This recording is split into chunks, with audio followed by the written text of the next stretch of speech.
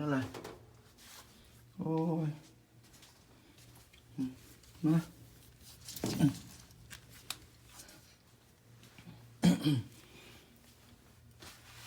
ไปเห็นห้างอยู่บนทออ้ายอันที่อันระบายอันกินเหม็นกินยังหันแล้วเพิ่นละตกลงมาเลยแม่เพิ่น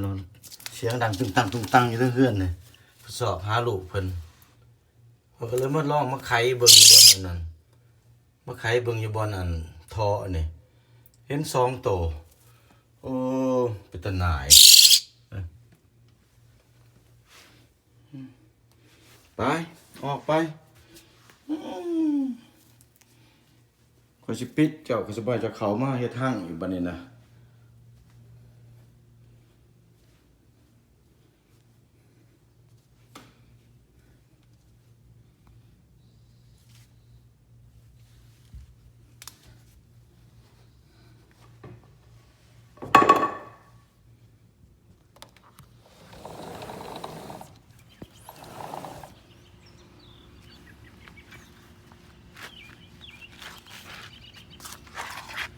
ใช่แล้วตัวนั้นนะ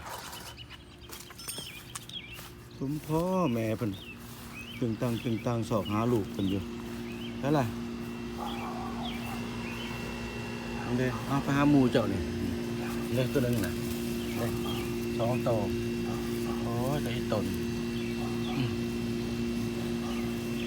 เป็นไงเอ้ยเอากิน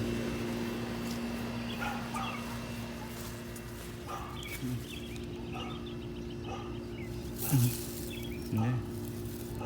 ตัวนี้ตัวทำอิฐนี่สอบเห็นบันไดนะ2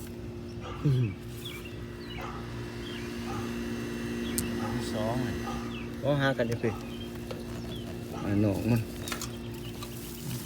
มือก่อนก็เห็นเน่าตายอยู่ไปลงกัน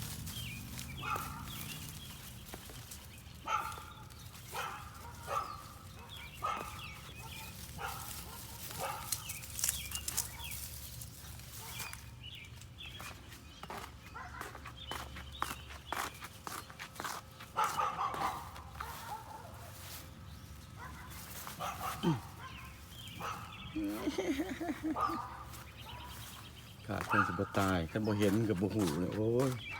ไปตายเน่าอยู่ในอันเตาอบเครื่องกันเลย